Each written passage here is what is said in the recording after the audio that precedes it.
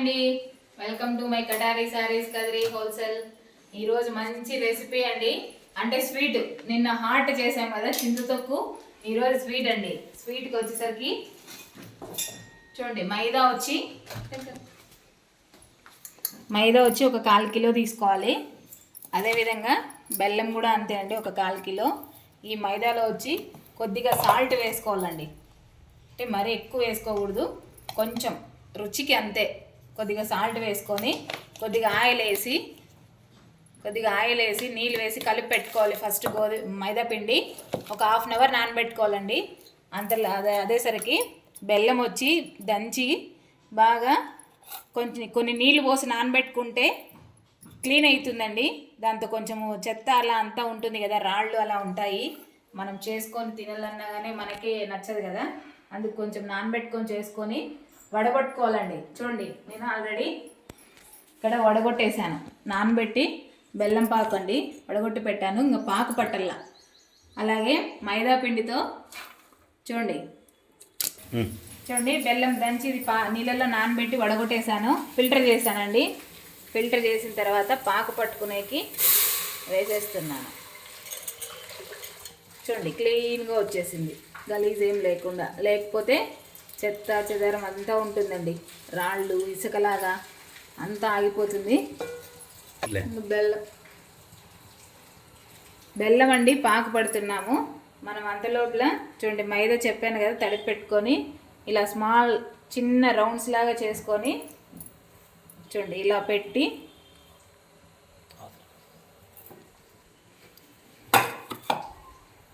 తువ్యానికి ఇలా పెట్టి ఇలా రోల్ చేసి ఆయిల్లో వేసేసుకోవాలండి. ఆయిల్లో వేసి చూడండి, ఆయిల్లో వేసిన తర్వాత డీప్ ఫ్రై అయ్యాక ఇలా ఫస్ట్ సిమ్లో పెట్టుకోవాలి.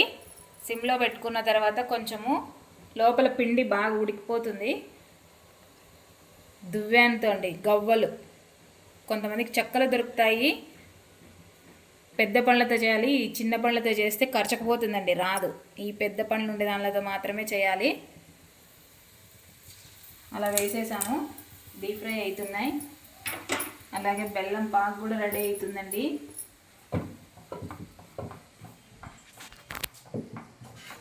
నచ్చిన వాళ్ళు ఎలకబుట్లు కూడా వేసుకోవచ్చండి, నేనైతే వేయలేదు.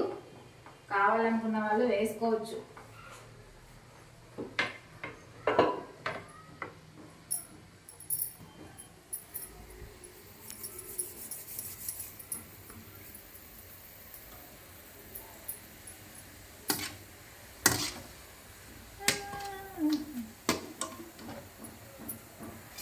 పిల్లలు చాలా ఇష్టంగా తింటారు. మా 2 పిల్లలకి చాలా ఇష్టం అండి. నాకు చేసేకి టైము అడ్జస్ట్ కాక చేయలేదు. ఈ మధ్య చాలా రోజులైంది.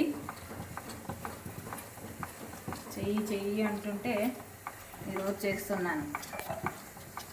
స్కూల్కి పోయేసరికి బాగా చూడండి, ఈ విధంగా బెల్లం పాకం వచ్చేంత వరకు ఈ విధంగా బాగా చేయాలి. లేత పాకు పట్టినా కానీ కొంచెం మరి అంత లేతగా అంత ముదురుగా పాకు పట్టకూడదండి.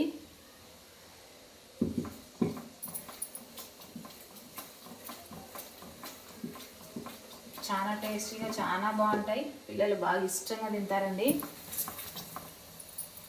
చూడండి, తెలియని వాళ్ళు కొంచెం ప్లేట్లోకి కొన్ని నీళ్ళు వేసుకొని, ఇంకా పాకు రాలేదండి చూడండి.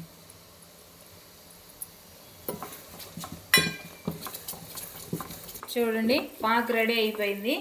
మనం ఇలా కొంచెం ప్లేట్లోకి వేసుకొని వాటర్ ఉన్నప్పుడు చూడండి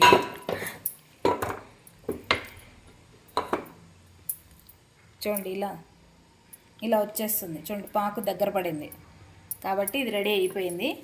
ఇది ఆపేస్తున్నాను. మనము ఈ బౌల్కి వచ్చి కొంచెం ఆయిల్ వేసుకోవాలండి.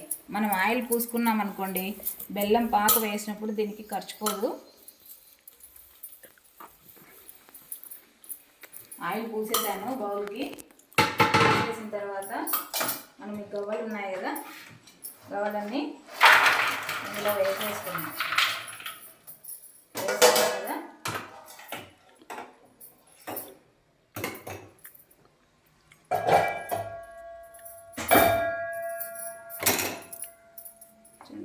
పాకు చూడండి. మొత్తం అన్నిటికీ ఇలా వేసేసుకొని ఇంకా కొంచెం తీసి పెట్టానండి, పక్కన పెట్టాను.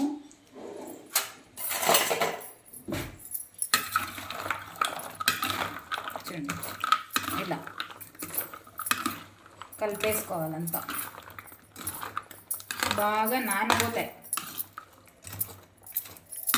నానిపోయి అంత బాగా క్లియర్గా మొత్తం అన్నిటికీ ప్రతి ఒక్క పీస్కి స్వీట్ బాగా అయిపోతుందండి. కాసేపు మనము అలా నానబెట్టి చల్లారిన తర్వాత తినాలండి. వేడి వేడి పాకం తినకూడదు. చూడండి ఇలా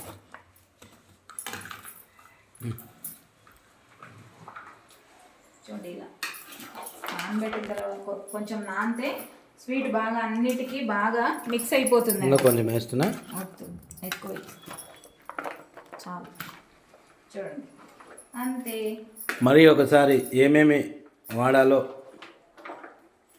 మైదా 1 కిలో, బెల్లం 1 కిలో, అలాగే ఇవి రెడీ చేసుకునేకి గవ్వ చెక్కలు కూడా దొరుకుతాయండి, కానీ ఇక్కడ లేవు మా దగ్గర. అందుకే నేను దువ్వెనతో చేశాను. దువ్వెనతో చేసి ఆయిల్లో డీప్ ఫ్రై చేసుకోవాలి. ఫస్ట్ వేసిన తర్వాత కొంచెం సిమ్లో పెట్టుకోవాలండి. మళ్ళీ కొంచెం రెడ్డిష్ అయ్యేంత వరకు పెట్టుకోవాలి. చూడండి ఈ విధంగా.